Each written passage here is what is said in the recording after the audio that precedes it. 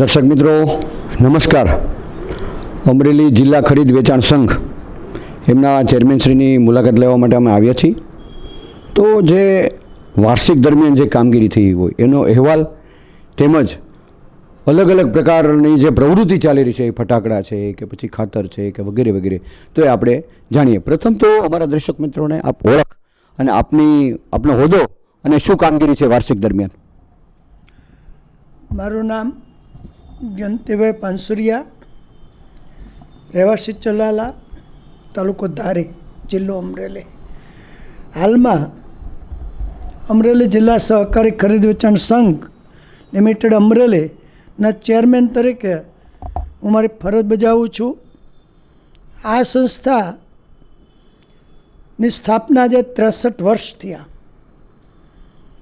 ગત વીકમાં આ સંસ્થાની 63મી વાર્ષિક સાધારણ સભાનું આયોજન થયેલું અને એ સભા પરિપૂર્ણ થયેલી.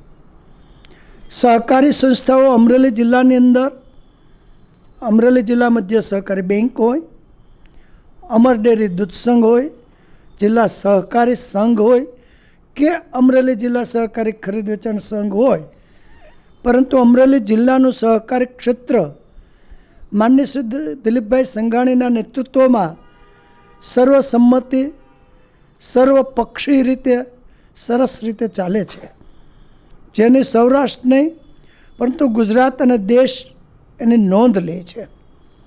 આ સંસ્થાની એજીએમ વખતે ખુલ્લા મંચ ઉપર દરેક સભાસદોની હાજરીમાં મીડિયા સમક્ષ ખુલ્લા મંચ ઉપર આ સંસ્થાઓના વાર્ષિક અહેવાલોનો હિસાબ કિતાબ દરેક સભાસદ અને મીડિયા સમક્ષ રજૂ કરવામાં આવે છે. આવું લગભગ ગુજરાતની અંદર નહીં પરંતુ સમગ્ર ભારતની અંદર જો આનો યશ હોય તો દિલીપભાઈ સંઘાણીના નેતૃત્વમાં અમરેલી જિલ્લાના ફાળે જાય છે. આ સંસ્થા દિલીપભાઈના નેતૃત્વમાં રહી એમના માર્ગદર્શન નીચે પેટ્રોલ પંપ ચલાવે છે, જેથી કરીને વર્ષો જૂનો પેટ્રોલ પંપ આ સંસ્થાનો છે. પેટ્રોલ, ડીઝલ, ઓઇલ અને સરકારી જે ગરીબ લોકો સુધી રેશનિંગમાં કેરોસીન મળતું એનો વેપાર કરે છે.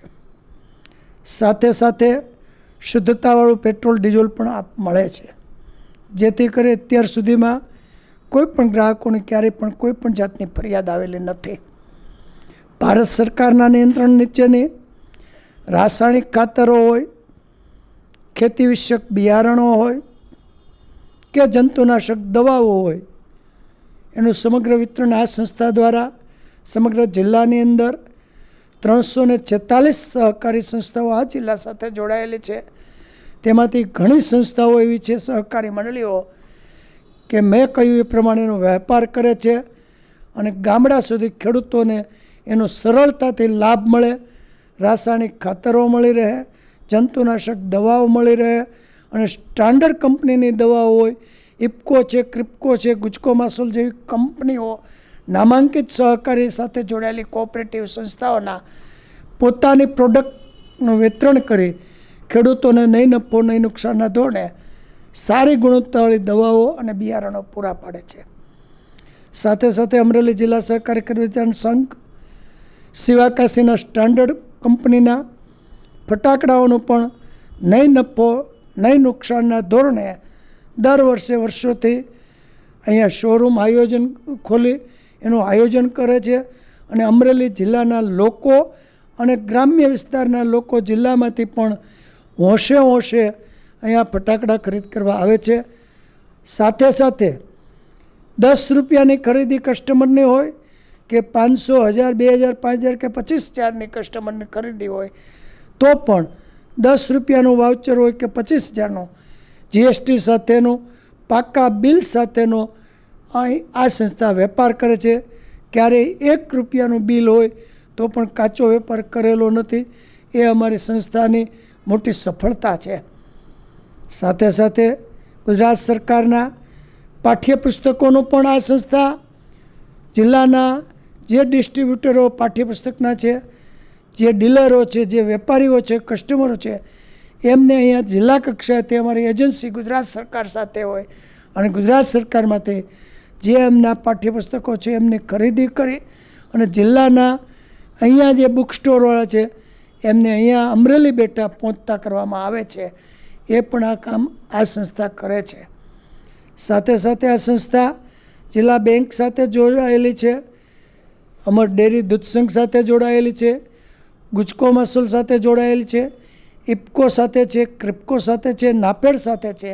અને એના હિસાબે દિલીપભાઈ સંઘાણીના નેતૃત્વમાં ભારત સરકારના જે અગાઉથી ટેકાના ભાવ નક્કી થયેલા હોય અને એ ભારત સરકારની ગાઈડલાઈન મુજબ, ગુજરાત સરકારની ગાઈડલાઈન મુજબ મગફળી છે, ચણા છે, રાયડો છે, સોયાબીન છે, તુવેર છે વગેરે જે ખેતીની જણસ છે એ ભારત સરકારના ટેકાના ભાવે ખરીદી કરી ક્યારેય કોઈ પણ જાતની એક પણ ફરિયાદ આટલા વર્ષો પછી પણ કોઈ પણ ખેડૂતની આ સંસ્થામાં કે ડાયરેક્ટ કોઈ સાથે કોઈ રકઝક થઈ નથી, કોઈ ફરિયાદ થઈ નથી અને ક્યારેય કોઈ પણ ગુણવત્તા વગરનો માલ ખરીદ કર્યો હોય અને ગુજરાત કે ભારત સરકારની ફરિયાદ આવ્યો એવો પણ બનાવ આ સંસ્થામાં ક્યારેય બનેલ નથી. અને એનો સંપૂર્ણ યશ હોય તો અમારા અધિકારીઓના ફાળે જાય છે. 63 વર્ષ પછી પણ આ સંસ્થા દિન પ્રતિદિન દર વર્ષે પ્રગતિ કરે છે.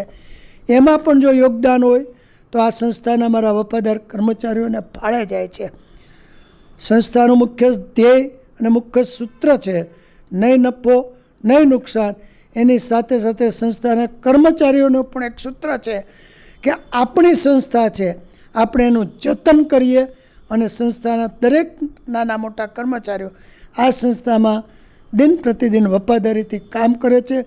કોઈ પણ જાતનો એક વાત કરું, સમય બાદ વગર સંસ્થાને જ્યારે જરૂર પડે છે ત્યારે કર્મચારી કચવાટ વગર કોઈ પણ સમય જોયા વગર પોતાનું યોગદાન આપે છે અને એના હિસાબે આ સંસ્થા દિન પ્રતિદિન પ્રગતિ કરે છે. એમાં દિલીપભાઈ સંઘાણીનું નેતૃત્વ છે, રાષ્ટ્રીય નેતા હોય અને એમનો જ જિલ્લો હોય ત્યારે અમારી પણ ડબલ જવાબદારી હોય કે આ સંસ્થા નીતિમત્તા અને ગુણવત્તાના ધોરણો પર આગળ વધે, એ જ અમારી ઈચ્છા હોઈ શકે.